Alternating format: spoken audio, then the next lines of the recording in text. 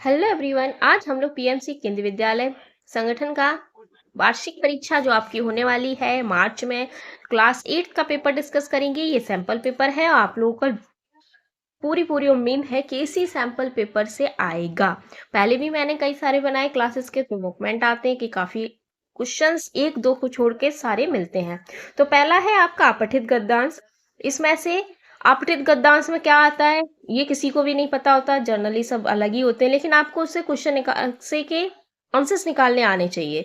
तो मैंने इसमें आंसर्स कुछ टाइप कर दिए हैं। वैसे आपके ऑब्जेक्टिव टाइप भी आ सकते हैं इसमें, और वैसे डायरेक्ट लिखने को भी आ सकते हैं। तो चलिए फटाफट से रीड कर लेते हैं। निम्नलिखित अपठित गद्यांश को पढ़कर पूछे गए प्रश्नों के सही विकल्पों का चयन कीजिए। तो चलिए रीड करते हैं। भारतीय लोकतंत्र पर विचार करते समय आजादी के बाद की कुछ अहम घटनाएं याद आती हैं। इनमें से पहली है तेलंगाना किसान आंदोलन का हिंसक दमन, जो नेहरू जी के शासनकाल में हुआ था।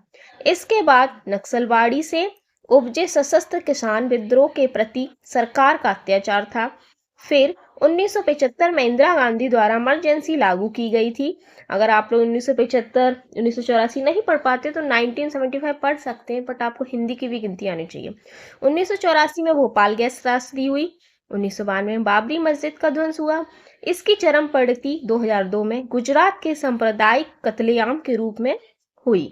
वर्तमान में पिछले 15-20 वर्षों में देश के विभिन्न हिस्सों में भूख, गरीबी, ऋणग्रस्तता के कारण 2.5 लाख किसानों की आत्महत्याएं एक कड़वी सच्चाई बनकर उभरी है।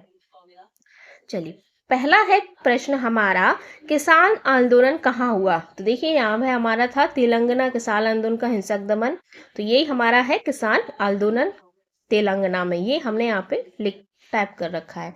मैं कलर चेंज कर लूँ पेन का, ओके।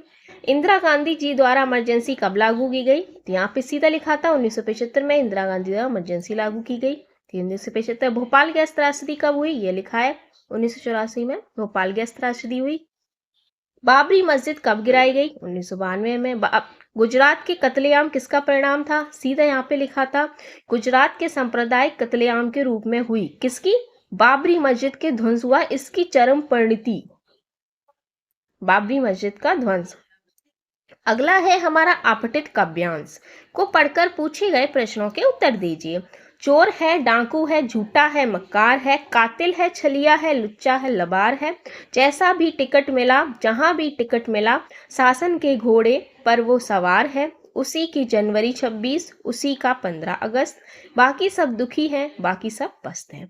तो इसमें आप लोगों को पढ़ने से समझ में आ रहा होगा, ये जो राजनीति है, पॉलिटिक्स, उसके बारे में ये काव्यांश है, क्योंकि 26 जनवरी, टिकट मिलना, ये सब उन्हीं को और इशारा कर रहा है। तो इसके पहले प्रश्न हम देख लेते हैं। कभी यहाँ भारतीय राजनीति का कौन सा चरित्र उजागर करना चाहता है? तो बताइए, उसने सच्ची राजनीति बोली है कि लोग सच्ची कर रहे हैं? नहीं, झूठा है, मक्कार है, तो मतलब झूठी बात बोल रहा है। घोड़े का, टिकट का, नहीं, झूठी राजनीति का। आमजन के दुखी होने का तात्पर्य क्या है? आमजन मीन्स आम जनता। तो कर्तव्य निष्ठता, लापरवाह शासन, योग्य नेतृत्व, सुशासन, इन तीनों वाक्यों का कहीं भी इसमें काव्यांश में जिक्र नहीं है। लापरवाह शासन की ओर इशारा किया गया है। कवि यहाँ किसकी बात कर रहा है? अधिकारी की, भ्रष्ट नेताओं की, जनता की, या स्वतंत्रता दिवस की? तो कवि इसमें क्या बात कर रहा है? भ्रष्ट नेताओं की। नेक्स्ट है पस्त शब्द का अर्थ है। पस्त का मीन्स होता है हार जाना, पस्त हो गया, तो जीत जाना तो बिल्कुल नहीं होगा, मस्त होना भी नहीं होगा, दुख भी नहीं होगा, ये होगा हार जाना। पद्यांश का उचित शीर्षक हो सकता है, इसका शीर्षक क्या हो सकता है? हमारा वर्तमान। नहीं, वर्तमान के बारे में कोई भी बात नहीं की गई है। शासन व्यवस्था की गई है, लेकिन बहुत ही नेताओं के बारे में ज्यादा बताया गया है। 26 जनवरी के बारे में नहीं बताएगी, तो हमारा इसका शीर्षक सही होगा हमारे वरिष्ठ नेता। दिए गए प्रश्नों के उत्तर निर्देश अनुसार दीजिए। व्याकरण है आपका ये। निम्नलिखित में शुद्ध वर्तनी वाला शब्द है। देखिए संकीर्ण, शुद्ध वर्तनी आप लोग शुद्ध लिखकर ही ज्यादा अच्छा कर सकते हो। जैसे आप लोग लिखते हो ना हिंदी, तो कोशिश कीजिए कि शुद्ध ही लिखिए। तो इसमें संकीर्ण कैसे लिखा जाएगा? आप लोगों को देखिए ये ना है, तो ये आपको पता चल गया कि ना तो नहीं आता, क्योंकि बिंदी ही आती संकीर्ण में। फिर पीछे ना भी नहीं आता। इस तरह से आप जस्टिफाई कर सकते हैं कि कौन सा सही हो सकता है। अब संकीर्ण में ये वाला आपको सही लगेगा, लेकिन इसमें का पे छोटी की मात्रा, संकीर्ण बोल के देखिए बड़ी ई की मात्रा आ रही है, तो ये भी नहीं होगा, तो ये वाला हमारा सही होगा। पहले जो गलत है उनको देखिए कि ये गलत क्यों है, तो आप बिल्कुल सही ऑप्शन पे पहुंच जाते हैं। सेकंड है घोड़ा का सही पर्यायवाची शब्द चुने। तो घोड़ा का क्या होता है? नग, सचान, अश्व, बैल। तो अश्व होता है। निम्नलिखित शब्दों में से गुणवाचक विशेषण चुनिए। लाल फूल, 2 किलो अनाज, 3 कलम, थोड़ा पानी। तो कि गुणवाचक फूल की विशेषता ये बता रहा है, तो ये होगा गुणवाचक विशेषण लाल फूल। अगला है निम्नलिखित शब्दों में से द्वंद्व समास के उदाहरण चुनिए। नीलकमल नहीं है, त्रिवेणी ये भी नहीं है, देश विदेश, यथाशक्ति। तो देश विदेश द्वंद्व समास में सबसे अच्छी विशेषता क्या है? दो शब्दों के बीच में ये चिन्ह लगा होता है। ये चिन्ह जहां होता है वो ज्यादातर द्वंद्व समास का उदाहरण होता है 99%। 1-8% एक्सेप्शन होते हैं, उसका कुछ नहीं कर सकते। चलिए नेक्स्ट है आंख से ओझल हो जाना। मुहावरे का अर्थ है दौड़ना, गायब हो जाना, पास आना, आंखों का बंद होना। तो गायब हो जाना होता है। निम्नलिखित में भाववाचक संज्ञा है जिसमें भाव की बात की जा रही हो। तो नदी नहीं है, लखनऊ नहीं है, मित्रता, आसमान। मित्रता है। प्राचीन का विलोम शब्द क्या है? नया, उत्तट, अर्वाचीन, पुनीत। अर्वाचीन। नैनन के जल सो पग धोए, इस पंक्ति में कौन सा अलंकार है? उपमा, रूपक, अतिशयोक्ति, श्लेष। देखिए नैनन के जल से पग धोए मतलब नैनों के आंखों से इतना सारा जल निकल गया कि पैर ही धुल गए। तो ये क्या है? अतिशयोक्ति। बहुत ज्यादा बड़ा चढ़ाकर बोला है। भाई नैनन के जल से कोई भी पग नहीं धो सकता। भाई इतना थोड़ी ना, नदी थोड़ी बह रही है आंखों में। तो ये हमारा अतिशयोक्ति होगा। अत्यधिक शब्द में प्रयुक्त उपसर्ग है। अति, अति, अधिक उपसर्ग शब्द के पहले लगाया जाता है। तो इसमें क्या है? अधिक एक शब्द है, उसके आगे अति लगा दिया है, तो ये होगा हमारा अति। पढ़ाई में शब्द में प्रयुक्त प्रत्यय किसी भी शब्द में पीछे लगाया जा सकता है। जैसे पढ़ शब्द है, इसमें आई जोड़ दिया गया है, तो हो जाता है पढ़ाई। तो ये होगा हमारा आई। संधि में किसको आपस में जोड़ा जाता है? शब्दों को, अक्षरों को, वाक्यों को, उपवाक्यों को। संधि में अक्षरों को जोड़ा जाता है।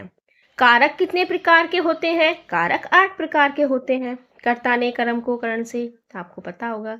दिए गए प्रश्नों में से किन्हीं 2 प्रश्नों के उत्तर दीजिए। सिर्फ आपको 2 देने हैं, मैंने इसमें सारे टाइप कर दिए ताकि आप लोग को कोई दिक्कत ना हो। जो आपको देना हो दे सकते हैं। साइकिल आंदोलन में पुडुकोट्टई की महिलाओं के जीवन में कौन से बदलाव आए? तो साइकिल आंदोलन में पुडुकोट्टई की महिलाओं के जीवन में निम्नलिखित बदलाव आए। जैसे वे अब पहले से अधिक आत्मनिर्भर हो गई हैं, उनका समय बचने लगा एवं उन्होंने समाज में एक सम्मानजनक स्थिति को प्राप्त कर लिया। बिलवासी जी ने रुपयों का प्रबंध कहाँ से किया था? बिलवासी जी ने रुपयों का प्रबंध अपनी पत्नी के गले से चाबी निकालकर घर में रखी संदूक से रुपए निकालकर किया था। अगला है ओस की बूंद क्रोध और घृणा से क्यों कांप उठी? पेड़ों की स्वार्थपूर्ण प्रवृत्ति, पेड़ों की रूएं उसे बलपूर्वक अपनी ओर खींच लेती हैं, अपने में समाहित कर है यहाँ पे कर लेती हैं। तो देखिए जो पेड़ों जो ओस होते हैं वो क्या है? पेड़ खींच लेते हैं। आप लोगों ने कब तक पढ़ी होगी, उसी से है। अगला है दिए गए प्रश्नों में से किन्हीं 2 प्रश्नों के उत्तर दीजिए।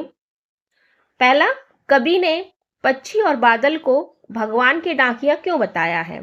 कवि ने पक्षी और बादल को भगवान का डाकिया बताया है क्योंकि यह वही घटक हैं जो प्रकृति के समीपता रखते हुए प्रकृति और भगवान के संदेशों को पढ़ पाते हैं और उनका भेजा हुआ संदेश हम तक पहुंचाते हैं। अगला, श्री कृष्ण अपनी चोटी के विषय में क्या सोच रहे थे? श्री कृष्ण अपनी चोटी के विषय में सोच रहे थे कि माता के अनुसार दूध पीने के कारण अब तक मेरी चोटी बढ़ जानी चाहिए थी, लेकिन यह तो अभी भी उतनी नहीं बढ़ पाई। नेक्स्ट है, सुदामा की दीन दशा देखकर श्री कृष्ण की क्या मनोदशा हुई? अपने शब्दों में लिखिए। सुदामा के पैरों में कांटे तथा बीमारियां देखकर श्री कृष्ण बहुत दुखी हुए तथा वे रो पड़े। चलिए अगला प्रश्न है हमारा, दिए गए प्रश्नों के में से किन्हीं 3 प्रश्नों के उत्तर दीजिए। पहला, किस भारतीय राजा को भारत का नेपोलियन कहा गया था? तो गुप्त सम्राट समुद्रगुप्त को भारत का नेपोलियन कहा जाता है। शिक्षा के प्रसार को नापसंद करने वाले अंग्रेजों को भारत में शिक्षा का प्रचार क्यों करना पड़ा? अंग्रेज पाश्चात्य संस्कृति को भारत में फैलाना चाहते थे। कौन सी संस्कृति को? पाश्चात्य, वेस्टर्न जिसे बोलते हैं। इसके अलावा उन्हें अपने कार्यों के लिए क्लर्क भी तैयार करने थे। तो उन्होंने हमारे देश से ही कुछ लोगों को पढ़ा लिखा कर अपने अंदर काम करने के लिए रख लिया था। शिवाजी कौन थे? उनका नाम भारतीय इतिहास में क्यों प्रसिद्ध है? शिवाजी का जन्म सन 1627 ईस्वी में हुआ था। उनको मराठों का नायक कहा जाता है। वे कुशल छापामार नेता थे। उन्होंने मुगल साम्राज्य के क्षेत्रों पर चौथ नामक कर है यहाँ पे कर लगाया था। उन्होंने मराठों को संगठित किया। अगला है, सोमनाथ के प्रसिद्ध मंदिर पर किसने आक्रमण किया? सोमनाथ के प्रसिद्ध मंदिर पर महमूद गजनवी ने आक्रमण किया था। अगला है रचना और अभिव्यक्ति। इसमें आपको निर्देश अनुसार पत्र लेखन कार्य है। अपने मोहल्ले में अनावश्यक गतिविधियों को देखते हुए नजदीकी पुलिस स्टेशन के पुलिस अधिकारी को पत्र लिखिए। तो मैंने आपको एक आइडिया दिया है, आप लोग इस तरह से लिख सकते हैं। जैसे प्रति पुलिस अधिकारी, पुलिस स्टेशन का नाम लिखना है आपको, पुलिस स्टेशन का पता लिखना है, तारीख लिखनी है, विषय लिखना है, अनावश्यक गतिविधि के संबंध में शिकायत। महोदय, सदन निवेदन है कि मैं आपका अपना नाम लिखना है, अपने मोहल्ले का नाम लिखना है, शहर का नाम लिखना है। का निवासी हूँ। मैं यह पत्र आपके ध्यान में लाने के लिए लिख रहा हूँ कि हमारे मोहल्ले में कुछ अनावश्यक और अवैध गतिविधियां हो रही हैं, जो न केवल हमारे मोहल्ले की शांति को बाधित कर रही हैं, बल्कि यह हमारे बच्चों महिलाओं के लिए भी असुरक्षित वातावरण उत्पन्न कर रही हैं। हमारे मोहल्ले में कुछ असामाजिक तत्वों द्वारा रात के समय तेज आवाज में संगीत बजाना जैसी गतिविधियां बढ़ गई हैं। इन गतिविधियों से मोहल्ले के निवासियों को बहुत परेशानी हो रही है और यह घटनाएं कभी भी किसी बड़ी दुर्घटना के कारण बन सकती हैं। अतः मैं आपसे निवेदन करता हूं कि आप कृपया इस विषय पर गंभीरता से ध्यान दें। अपने कर्मचारियों को निर्देशित करें कि वे नियमित रूप से हमारे मोहल्ले में गश्त करें और इन अनावश्यक गतिविधियों को रोकने के लिए उचित कदम उठाएं। मैं आशा करता हूं कि आप शीघ्र इस पर कार्रवाई करेंगे ताकि हम सभी अपने मोहल्ले में सुरक्षित और शांति से रह सकें। आपकी सहायता के लिए मैं आपका आभारी रहूंगा। धन्यवाद। इसमें आपका यहाँ पे अपना नाम, संपर्क, अथवा में है आपका समय का महत्व समझाते हुए छोटी बहन को पत्र लिखिए। आपको दोनों में से कोई एक ही करना है। तो इसमें लिखना है, प्रिय छोटी बहन, ससम्मान नमस्कार। आशा है तुम अच्छी होगी और मम्मी पापा की बातों को ध्यान से सुन रही होगी। आज मैं तुम्हें एक बहुत ज़रूरी बात बताना चाहती हूँ जो हमें हर रोज याद रखनी चाहिए। वह है समय का महत्व। समय बहुत कीमती होता है। जब हम समय का सही उपयोग करते हैं तो हम बहुत कुछ हासिल कर सकते हैं, जैसे अच्छे अंक, खेल में जीत, दोस्तों के साथ खुश रहना। लेकिन अगर हम समय बर्बाद करते हैं तो हमें पछतावा होता है और बाद में हमें लगता है कि हमने बहुत कुछ खो दिया। तुम हमेशा देखोगी कि जब हम स्कूल जाते थे तो हम समय का ध्यान रखते हुए पढ़ाई करते थे ताकि अच्छे अंक ला सकें। यही तरीका तुम्हारे जीवन में भी काम आएगा अगर तुम पढ़ाई के साथ साथ खेलने और आराम करने के लिए भी समय बनाओ, तो सब काम अच्छे से हो सकते हैं। याद रखना, जो समय चला जाता है वह वापस नहीं आता, इसलिए समय का सही उपयोग करो। हर दिन को खास बनाओ, तुम्हें पढ़ाई में सफलता मिले, तुम हमेशा खुश रहो, यही मेरी शुभकामनाएं। तुम्हारी बड़ी बहन। या अपना नाम लिखना है। अगला है, अगर आप लोगों के लिए ये वीडियो हेल्पफुल है तो प्लीज़ लाइक भी करना है, शेयर भी करना है, सब्सक्राइब भी करना है, और अगर सब्सक्राइब पहले से कर रखा है तो ज्वाइन कीजिए। दिए गए विषयों में से एक विषय पर 100 शब्दों का निबंध लिखिए। भारत का चंद्रयान मिशन, मेरा देश मेरी शान, विज्ञान का सदुपयोग। इसमें याद रखना है जो विषय वस्तु है वो 3 अंक की, भाषा 1 अंक की, प्रस्तुति 1 अंक का। मैंने आपको छोटा सा एक आइडिया मोरल दिया कि आप इसमें ये शामिल कर सकते हो। सारे निबंध मैंने नहीं लिखे हैं, थोड़ा सा यहाँ पे आइडिया दिया है, लेकिन आप लोगों को जैसे लिखते हैं वैसे लिख सकते हैं। तो चलिए मैं आपको पढ़ के सुना देती हूँ। भारत का चंद्रयान मिशन। भारत का चंद्रयान मिशन भारतीय अंतरिक्ष अनुसंधान संगठन इसरो द्वारा चंद्रमा पर भेजा गया एक महत्वपूर्ण मिशन है। चंद्रयान 1 जो 2008 में लॉन्च किया गया था, भारत का पहला चंद्रयान मिशन था। इसने चंद्रमा की सतह पर पानी के अंश की खोज की, जो वैज्ञानिक दृष्टिकोण से बहुत बड़ी उपलब्धि थी। इसके बाद चंद्रयान 2 मिशन 2019 में भेजा गया, जिसका उद्देश्य चंद्रमा के दक्षिणी ध्रुव पर खोज करना था। हालांकि लैंडर विक्रम का संपर्क टूट गया, फिर भी ऑर्बिटर ने सफलता हासिल की। यह मिशन भारत की अंतरिक्ष क्षमताओं को दुनिया भर में प्रस्तुत कर सकता है और भविष्य में चंद्रमा पर भारत के और मिशनों की संभावना को खोलता है। भारत का चंद्रयान मिशन विज्ञान और प्रौद्योगिकी में नई क्षितिज की ओर बढ़ने का प्रतीक है। आपको इस तरह से नहीं लिखना, आप लोगों को अपनी हेडिंग डाल डाल के ही लिखना है, विषय वस्तु भाषा प्रस्तुति। मैंने आपको सिर्फ एक आइडिया दिया क्योंकि इतना बड़ा निबंध नहीं लिख सकती मैं यहाँ पे। अब नेक्स्ट है, दो मित्र जो कि कई वर्षों के पश्चात मिल रहे हैं, उनके बीच होने वाली वार्ता पर आधारित संवाद लिखिए। देखिए क्या क्या बातें कर सकते हैं, देखिए जरा। दो मित्रों के बीच वार्ता। मित्र एक, अरे यार तू इतने सालों बाद कहाँ मिल रहा है, मुझे तो यकीन ही नहीं हो रहा, कैसे हो? मित्र, हाँ बहुत साल हो गए, मैं भी सोच रहा हूँ कि कब मिलूंगा। तुम्हें देखकर बहुत अच्छा लग रहा है सब ठीक है, बस जिंदगी की रफ्तार में आगे बढ़ते हुए। तुम कैसे हो?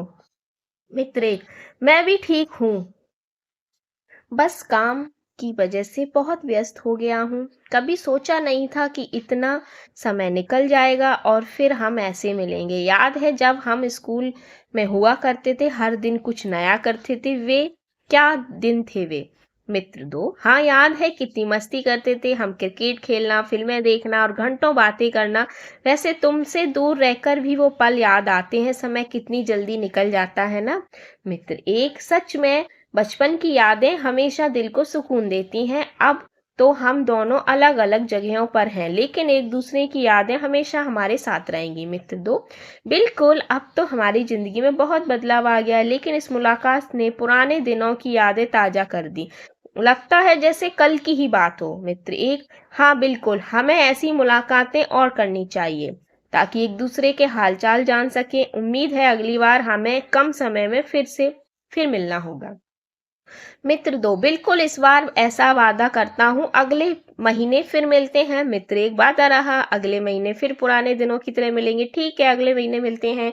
इस तरह से आप ये संवाद लिख सकते हैं। इसके अथवा में है समाचार पत्रों के लाभ विषय पर चर्चा करते हुए पिता और पुत्र के मध्य हुई बातचीत पर संवाद लिखिए। आप दोनों में से कोई एक लिख सकते हैं।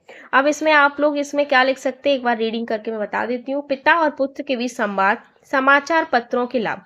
पुत्र, पापा क्या आप रोज सुबह समाचार पत्र पढ़ते हो? पिता, हाँ बेटा, मैं हमेशा समाचार पत्र पढ़ता हूँ, इससे मुझे देश दुनिया की सारी जानकारी मिलती है। तुम भी रोज पढ़ा करो, यह बहुत फायदेमंद होता है। पुत्र, पापा आपको क्या लगता है समाचार पत्र पढ़ने से क्या लाभ होता है?